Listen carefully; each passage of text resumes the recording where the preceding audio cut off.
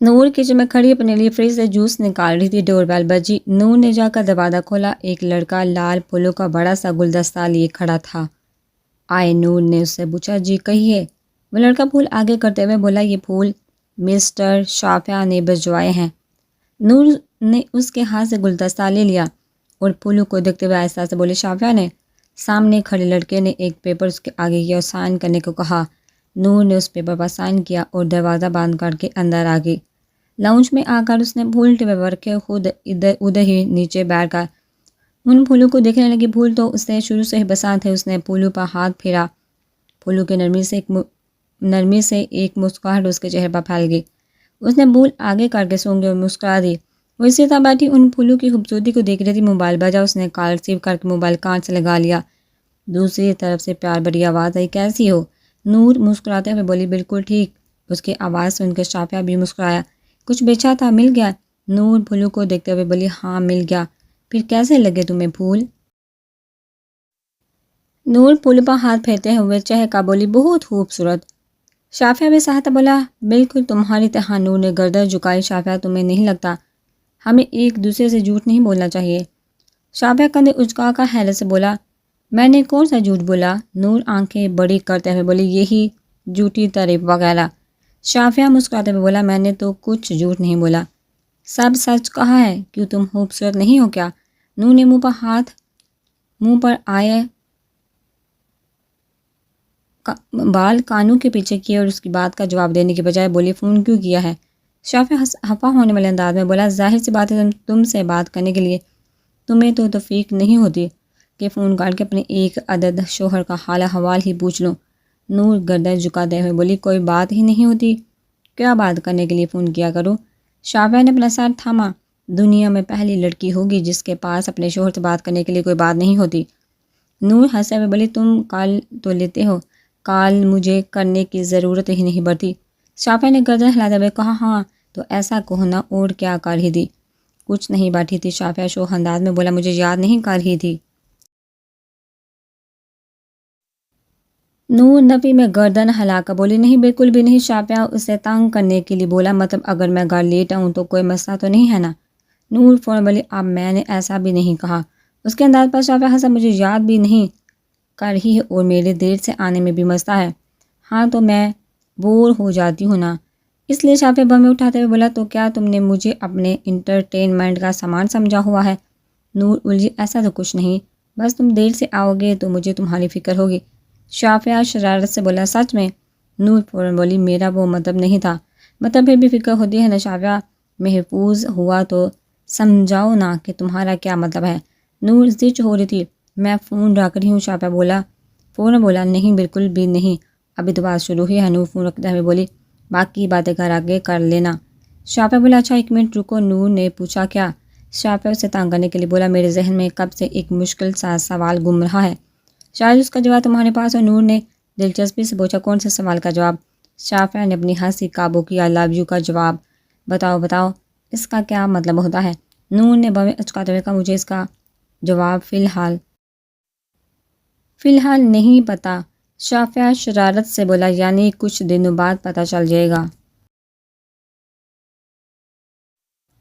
نور نے آنکھیں گھمائی، مجھے نہیں پتہ، اور یہ کہہ کر نور نے فون رکھ دیا۔ شافیہ فون کو دیکھا، مسکرایا اور کرسی سے سر ٹکا دیا۔ دوسری طرف نور نے چین کا سانس لیا اور خود سے سرگوشی کرتے ہوئے بولی، یہ لڑکا کتنا اپنی باتوں میں الجھاتا ہے، اف۔ شافیہ آفس سے واپس آیا تو صوفے پر بیٹھے ہوئے بولا، نور شاپنگ پر چلے؟ نور اس کے سامنے بیٹھتے ہوئے کندھے اچکا کر بولی، کس خوشی میں؟ تمہیں کچھ لینا ہے کیا؟ شافیہ اپنی گھڑی اتار کر بولا، ہاں میں بھی کر لوں گا شاپنگ، اور تم بھی کر لینا۔ ویسے بھی تم کہہ رہی تھی نا کہ تمہیں گروسری کرنی ہے، تو واپسی میں ہم گروسری سٹور بھی چلے جائیں گے، لیکن مجھے صرف گروسری کرنی تھی، شاپنگ نہیں۔ شافیہ اٹھا ہوا بولا، تو کوئی بات نہیں، میں لے کر جا رہا ہوں، تو کوئی مسئلہ ہے کیا؟ نور کچن کی طرف جاتے ہوئے بولے، اچھا پھر چائے پی کر چلتے ہیں۔ شافیہ نے اس بات میں سر ہلایا، میں کپڑے چینج کر لوں؟ شافیہ اسے دیکھتا ہوا بولا، نہیں چینج کرنے کی ضرورت نہیں، بس اسکارف باندھ کر چادر لے لینا، ایسے ٹھیک ہے۔ نور نے کندھے اچکا دیے، ٹھیک ہے تم فریش ہو جاؤ، میں چائے بنا لیتی ہوں۔ شافیہ مسکرا کر کمرے میں چلا گیا۔ کچھ دیر بعد جب وہ واپس آیا تو اس کا چہرہ اور بال ہلکے ہلکے پانی سے گلے تھے۔ اس نے کپڑے تبدیل نہیں کیے تھے، بس کوٹ اور ٹائی اتار کر شرٹ کی آستین موڑ لی تھی۔ وہ موبائل چیک کرتا ہوا صوفے پر بیٹھ گیا۔ نور نے چائے کا کپ لا کر اسے تھمایا۔ اس نے مسکراتے ہوئے کپ تھام لیا۔ نور اس کے برابر میں ہی کچھ فاصلے پر بیٹھ کے شافعہ نے چائے کا ایک سپ لیا اور بویں سے کرتے ہوئے نور کی طرف دیکھا، بولا تم نے چینی ڈال دی؟ نور اس بات میں سر ہلاتے ہوئے بولی ہاں، تمہیں اچھی نہیں لگی کیا؟ شافعہ دوسرا سپ لیتے ہوئے بولا نہیں، دراصل میں چائے کافی میں چینی نہیں لیتا۔ نور بویں اچکاتے ہوئے بولی تو کیوں نہیں لیتے؟ بھلا چائے بھی بغیر چینی کے پی جاتی ہے۔ شافعہ ہنستا ہوا بولا میں شروع سے نہیں لیتا، مجھے اچھی نہیں لگتی بس۔ نور کچھ نہیں بولی۔ اس نے خاموش دیکھا۔ شافعہ بولا لیکن اگر تم چینی ڈال کر چائے پلاؤ گی تو پی لوں گا۔ نور کھل کر مسکرائے، پھر اسے دیکھتے ہوئے بولے تم پہلے تو ایسے نہیں لگتے تھے۔ شافعہ اس کے قریب ہوتے ہوئے بولا کیسے؟ نور بکھلاتے ہوئے بولی مطلب اس طرح کی باتیں وغیرہ۔ شافعہ چائے کا سپ لیتے ہوئے بولا پہلے تو میری بیوی بھی تو نہیں تھی۔ نور نے گردن جھکا لی۔ اتنے میں ڈور بیل بجی۔ شافعہ اٹھتے ہوئے بولا میں دیکھتا ہوں۔ شافعہ نے جا کر دروازہ کھولا۔ سامنے تہمینہ بیگم کھڑی تھی۔ شافعہ حیرت اور خوشی کی ملی جلی کیفیت میں ان سے گلے ملا۔ تہمینہ بیگم اسے پیار کرتے ہوئے ڈیروں دعائیں دینے لگی۔ شافعہ انہیں خود سے لگائے اندر لے آیا۔ انہیں دیکھا نور بھی کھڑی ہوئی۔ تہمینہ بیگم بھی آگے بڑھ کر اس سے خوشی سے گلے ملی۔ شافعہ انہیں بٹھاتے ہوئے بولا ماما آپ جو اچانک؟ تہمینہ بیگم سے اسے دیکھتے ہوئے بولی کیوں، میں اپنی بیٹی کے گھر نہیں آ سکتی کیا؟ شافعہ فوراً بولا میرا وہ مطلب نہیں تھا، میری دوپہر میں آپ سے بات ہوئی تھی، تب آپ نے آنے کا نہیں بتایا تھا، اس لیے۔ تہمینہ بیگم مسکراتے ہوئے بولی میں نے سوچا کیوں نہ تمہیں سرپرائز دوں۔ تہمینہ بیگم نور کی طرف دیکھتے ہوئے بولی تم کیسی ہو بیٹا؟ نور نے بھی مسکرا کر جواب دیا میں بالکل ٹھیک ہوں آنٹی۔ تہمینہ بیگم شافعہ سے بولی شافعہ کہ تم بہو کو لے کر گھر نہیں آؤ گے؟ شافعہ نے گردن جھکا لی اور ہلکی سی مصنوعی مسکراہٹ کے ساتھ بولا جی آؤں گا ماما۔ شافعہ نے تیمور صاحب کے بارے میں نہیں پوچھا تھا۔ تہمینہ بیگم خود کہنے لگی تمہارے بابا بزنس ٹور پر گئے ہوئے ہیں، ہو سکتا ہے انہیں آنے میں ایک ہفتہ لگ جائے۔ شافعہ کچھ نہیں بولا۔ تہمینہ بیگم محتاط انداز میں بولی تم آئے نور کو لے کر گھر آ جاؤ نا بیٹا۔ شافعہ نے سانس کھینچ کر نور کی طرف دیکھا۔ نور کو اپنا وہاں بہرنا نامناسب لگا۔ اس نے محسوس کیا تھا شافعہ اس کے سامنے بات کرنے سے کترا رہا ہے۔ نور فوراً اٹھتے ہوئے بولی آپ لوگ باتیں کریں، میں چائے لے کر آتی ہوں۔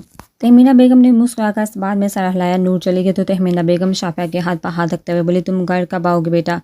شافعہ نے گردن جھکائی ہوئی تھی۔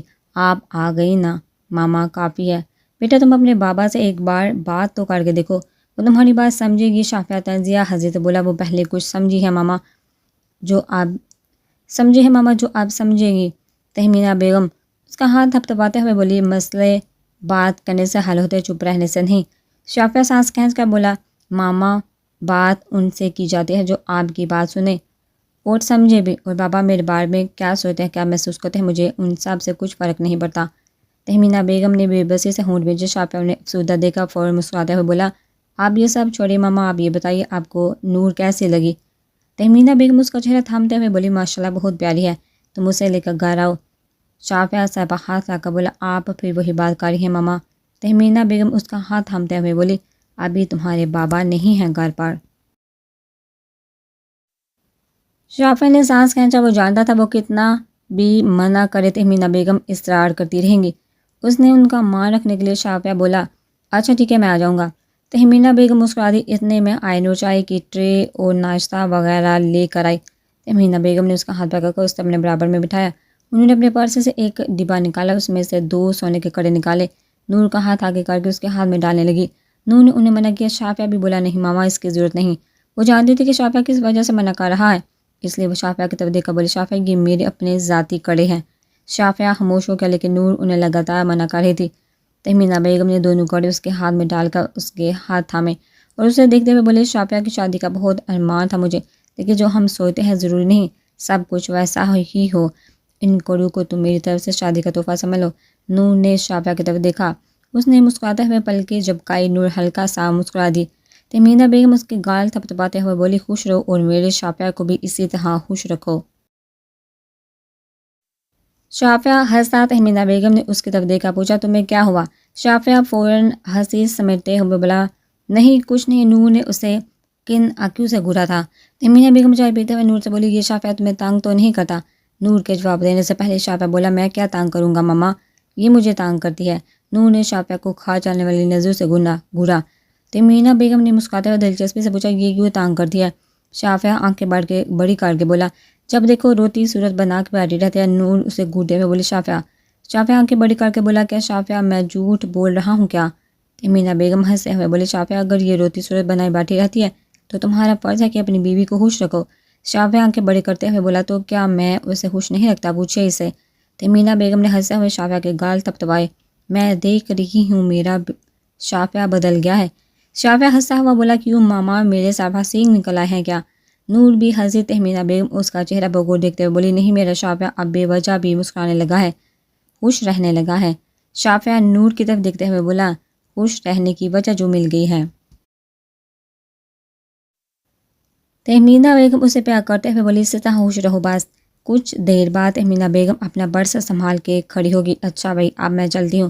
شافیہ کھڑے ہوتے ہوئے بولا، ابھی بیٹھیے نا ماما۔ تہمینہ بیگم اس کے سر پر پیار کرتے ہوئے بولی، نہیں بیٹا، میں پھر آؤں گی۔ تہمینہ بیگم آئے نور سے ملی اور ان دونوں کو ڈھیروں دعائیں دینے لگی۔ نور کا چہرہ تھام کا بولی، شافیہ کو بولنا کہ تمہیں تمہارے سسرال لے کر آئے۔ نور نے مسکرا کر اس بات میں گردن ہلائی۔ وہ دونوں تہمینہ بیگم کو دروازے تک چھوڑنے آئے۔ وہ چلی گئی تو نور اندر آتے ہوئے شافیہ سے بولے، تمہاری ماما بہت اچھی ہے شافیہ۔ شافیہ اسے تنگ کرنے کے لیے بولا، انہوں نے تمہیں یہ کڑے دیے ہیں اس لیے اچھی لگی کیا؟ نور ہپا ہوتے ہوئے بولی، میں تمہیں ایسی لگتی ہوں؟ وہ غصے سے کڑے اتارنے لگی تو شافیہ فوراً اس کے ہاتھ پکڑتے ہوئے بولا، ارے مذاق آ رہا تھا یار، ناراض کیوں ہو رہی ہو؟ نور منہ لٹکائے کھڑی رہی تو شافیہ کان پکڑتے ہوئے بولا، اچھا سوری، سچ میں مذاق آ رہا تھا۔ نور فوراً اس کے ہاتھ کے نیچے کرتے ہوئے بولے، آپ یہ کیا کر رہی ہو؟ میں نے کان پکڑنے تھوڑی کہا ہے۔ آئی نور نے شافیہ کے ہاتھ پکڑتے ہوئے کہا۔ شافیہ اس کی آنکھوں میں دیکھتے ہوئے بولا، اگر اس طرح میرے ہاتھ پکڑ لو گی تو میں بار بار کان پکڑنے کے لیے تیار ہوں۔ نور نے آنکھیں گھماتے ہوئے کہا، شافیہ، اور کمرے کی طرف جانے لگی۔ شافیہ اس کے پیچھے آتے ہوئے بولا، دوبارہ بولو نا۔ نور نے مڑ کر پوچھا، کیا؟ شافیہ اس کی نقل کرتے ہوئے بولا، شافیہ۔ نور آگے بڑھتے ہوئے بولی، شافیہ پاگل ہو گئی تم؟ نور ڈریسنگ کے سامنے کھڑی تھی۔ شافیہ اس کے سامنے آتا ہوا بولا، ہاں نا، تمہاری محبت میں۔ نور اس کی باتوں کو نظر انداز کر کے اسکارف باندھے ہوئے بولی، جانا نہیں ہے شاپنگ پر؟ شافیہ کندھے اچکاتے ہوئے بولا، ہاں تو چلو نا، کس نے منع کیا ہے؟ نور شیشے کے سامنے اسکارف سیٹ کر رہی تھی۔ شافیہ نے اس کی چادر اٹھا کر اس کے کندھوں کے گرد پھیلائی، اس کے گرد بازو پھیلا کر اس کے کندھوں پر اپنا چہرہ ٹکا دیا۔ شیشے میں دیکھتے ہوئے بولا، پرفیکٹ۔ نور اس کے ہاتھ پکڑتے ہوئے بولی، اب کب تک اس طرح کھڑے شیشے میں دیکھتے رہو گے؟ شافیہ مسکراتے ہوئے بولا، جب تک تم چاہو۔ نور نے اپنے گرد بندھے اس کے ہاتھ کھولنا چاہے۔ شافیہ اسے شیشے میں دیکھتے ہوئے بولا، تم میری آنکھوں میں دیکھنے سے کیوں کتراتی ہو؟ نور نے شیشے میں دیکھا، اس کی تھوڑی نور کے کندھے پر تھی۔ شافیہ نے بمیں اچکائے تو نور نظریں ہٹاتے ہوئے بولی، مجھے تمہاری وہ غصے والی آنکھیں یاد آتی ہیں۔ شافیہ ہنسا، جھوٹ تم یہ کیوں نہیں کہتی کہ تمہیں میری آنکھوں میں ڈوبنے سے ڈر لگتا ہے؟ نور نے آنکھیں گھمائی، تم بہت بولنے لگے ہو شافیہ، پہلے تم تو کسی سے بات نہیں کرتے تھے، ہر وقت شکل پر 12 بجے رہتے تھے۔ شافیہ ہنستے ہوئے بولا، میں ابھی بھی ویسا ہی، تم کیا چاہتی ہو میں تمہارے ساتھ بھی ویسا رہوں؟ غصے والا سوچ لو، پھر نقصان تمہارا ہی ہے۔ یہاں میں ذرا سا چینج کر بولوں گا، وہاں تمہارے آنسو ٹپ ٹپ بہنا شروع ہو جائے گا۔ نور ہنسے، اس کے ہاتھ کھولتے ہوئے بولی، اچھا اب چلو، واپس بھی آنا ہے۔ شافیہ اس کے کندھے پر پیار کرتے ہوئے سیدھا ہوا چلو۔ اس نے ہاتھ آگے نہیں بڑھایا بلکہ خود نور کا ہاتھ تھاما، اسے لے کر آگے بڑھ گیا۔ زیان لیپ ٹاپ آن کے کمرے میں لیٹا تھا۔ عارفہ بیگم اس کے کمرے میں سینڈوچ کی پلیٹ لے کر آئی جو اس نے کچھ دیر پہلے بنانے کا آرڈر دیا تھا۔ عارفہ بیگم پلیٹ اس کے سامنے رکھتے ہوئے بولی، زیان، اب میں تھک گئی ہوں تمہارے لیے کھانا بنا کے، تم بہت تنگ کرتی ہے مجھے۔ زیان نے سینڈوچ کا بائٹ لیا اور ناٹک کرتے ہوئے آنکھیں صاف کرتا ہوا بولا، کر دیا نا، پل میں برایا۔ عارفہ بیگم نے اس کے سر پر چپت لگائے، ڈرامے مات کرو زیان نے دانت نکالے۔ عارفہ بیگم اٹھ کر چلی گئی۔ زیان نے موبائل اٹھا کر کسی کا نمبر ڈال کیا، دوسری رنگ پر کال اٹھا لی گئی۔ زیان چہکتے ہوئی آواز میں بولا، سینڈوچ کھاؤ گی؟ ارحام نے بویں اٹھائے، نہ سلام نہ دعا، سیدھا کھانا پینا۔ زیان ہنستے ہوئے بولا، زیان حیدر بات کر رہا ہوں مجھ سے، کیا تم سلام دعا ایکسپیکٹ کر رہی تھی؟ ارحام اس کی بات کا جواب دینے کے بجائے بولی، کیسے ہیں آپ؟ زیان سینڈوچ کا بائٹ لیتے ہوئے بولا، ایک دم فٹ۔ تم کیسی ہو؟ ارحام حالہ میں دیکھتے ہوئے بولے، شہر سے نکلنے کی کوشش میں ہوں۔ زیان بمیں اٹھاتے ہوئے بولا، تو اب نکل بھی جاؤ، کتنا وقت لگے گا؟ 4 سال کا عرصہ بہت لمبا ہوتا ہے زیان، کوئی انسان 4 سال کسی جان لیوا بیماری میں مبتلا ہو اور اچانک اسے شفا مل جائے تو کیا آپ اس سے یہ امید کرتے ہیں کہ وہ اپنے اذیت میں گزارے ہوئے وقت کو بھول جائے؟ بلکہ جبکہ مجھے تو ابھی شفا مکمل طور پر ملی بھی نہیں ہے۔ زیان نے ہونٹ پیچھے، میں جانتا ہوں میری وجہ سے تم نے بہت تکلیف اٹھائی۔ ارحام بے سہاتا بولی، آپ کو نہیں لگتا میری تکلیف کے لیے بہت کا لفظ بہت چھوٹا ہے؟ اگر اس تکلیف کے بدلے میں آپ کا سزا دینا چاہوں تو آپ تاب نہیں لا سکیں گے۔ زیان نے سانس کھینچتے ہوئے گردن جھکائی، تم جو سزا دینا چاہتی ہو دے دو۔ ارحام ہنسی، میں نے آپ سے اتنی محبت کی ہے زیان کہ آپ کو سزا دینے سے تکلیف مجھے ہی ہوگی۔ میں نے سوچا تھا کہ اب آپ میری محبت کے منتظر ہیں تو کیوں نہ میں اپنی محبت آپ کے لیے حاصل کر دوں اور اپنی محبت اور خود کو آپ سے اتنی دور کر دوں کہ آپ کو بھی احساس ہو جب محبت کو دور کر دیا جاتا ہے تو کتنی تکلیف ہوتی ہے۔ لیکن پھر میں نے سوچا آپ کو تو مجھ سے محبت ہے ہی نہیں، تو نتیجہ یہ نکلا کہ ایسا کرنے سے بھی تکلیف صرف مجھے ہی ہو، آپ تو فقط تماشائی ہوں گے۔ وہ پھر زیان کو لاجواب کر رہی تھی۔ زیان حضرت تو وہ انسان ہے جو گونگے کو بھی بولنا سکھا دے، چوچے ہاتھ سے انسان کو پاگل کر دے، جو اتنا بولے کہ سامنے والا اپنے کانوں پر ہاتھ رکھنے پر مجبور ہو جائے۔ لیکن وہ زیان حیدر ارحام ابراہیم کے آگے لفظ کھو رہا تھا۔ ارحام بولی، آپ خاموش ہیں؟ زیان آنکھیں بند کر کے بولا، شرمندہ ہوں۔ ارحام بے سہاتا بولی، میں نے آپ کو شرمندہ کرنے کے لیے یہ سب نہیں کہا۔ زیان گردن ہلاتے ہوئے بولا، میں جانتا ہوں ارحام، دیکھو اس وقت سب کچھ الگ تھا، تو میرے مزاج سے واقف ہو، مجھے لگا کہ شاید تمہیں محبت نہیں ہے، تمہیں بس میں اچھا لگا ہوں جس سے تم محبت سمجھ رہی ہو، لیکن مجھے نہیں پتا تھا کہ تم مجھ میں اس حد تک انوالو ہو جاؤ گی۔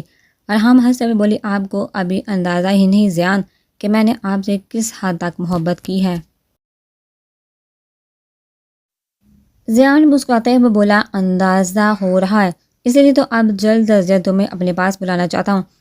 بہت ڈر لی تم میری جادو کے سہارے۔ ارحام نے نظریں جھکائے۔ زیان کھڑکی کے پاس آ کر بولا، تم نے گھر میں کسی سے بات کی ہے؟ ارحام نبی میں گردن ہلاتے ہوئے بولی، میں نے اب تک خود سے بات نہیں کی، مجھے ڈر ہے کہیں پھر کچھ غلط نہ ہو جائے، اس لیے جب تک آپ نہیں آئیں گے میں کچھ نہیں مانوں گی۔ زیان شرارت سے بولا، سیدھا سیدھا بولو نا، تم مجھے دیکھنا چاہتی ہو؟ ارحام نے گردن جھکائی۔ زیان پھر بولا، بتاؤ ایسا ہی ہے نا؟ ارحام نفی میں گردن ہلاتے ہوئے بولی، نہیں، جن سے محبت ہوتی ہے ان کا چہرہ ہر وقت آنکھوں کے سامنے ہوتا ہے، اس لیے دیکھنے کی ضرورت نہیں ہوتی۔ زیان نے مسکراتے ہوئے آنکھیں بند کی، ہاں تم ٹھیک کہہ رہی ہو، جن سے محبت ہوتی ہے ان کا چہرہ ہمیشہ آنکھوں کے سامنے ہوتا ہے، جیسا کہ میری آنکھوں کے سامنے برگر، پیزا، فرائز کا چہرہ رہتا ہے۔ دوسری طرف سے ارحام کے ہنسنے کی آواز آئی۔ زیان نے آنکھیں کھول دی۔ زیان اس سے کچھ بولنا چاہ رہا تھا، میراب چیختی اس کے کمرے میں آئی، بھائی مجھے دوست کے جانا ہے، چھوڑ کے آئے۔ زیان نے فون پر ہاتھ رکھا، ارحام سے کہا، میں بعد میں بات کروں گا، اللہ حافظ۔ میراب آگے آتے ہوئے کمر پر ہاتھ رکھ کر بولی، اوئے ہوئے، کس سے بات ہو رہی ہے ایسے چھپ چھپ کے؟ زیان اسے غصے سے دیکھتے ہوئے بولا، تمہیں تمیز نہیں، کسی کے گھر میں نوک کر کے آتے ہیں، کسی کے کمرے میں نوک کر کے آتے ہیں؟ میراب آنکھیں گھماتے ہیں بولے، ہاں نہیں ہے مجھے تمیز، کوئی مسئلہ ہے کیا؟ زیان دانت پیستا ہوئے آگے بڑھا، اس کا سر پکڑ کر زور زور سے ہلایا۔ میراب نے چیختے ہوئے نہان اس کے ہاتھ پر گاڑے چھوڑی، میرا ساتھ۔ زیان نے فوراً اس کا سر چھوڑا اور ہاتھ دیکھتے ہوئے بولا، جنگلی بلی۔ میراب بویں بیچتے ہوئے اپنے بال ٹھیک کرتے ہوئے چیخا بولی، میرے بال خراب کر دیا آپ نے۔ زیان نے اسے منہ چڑھایا۔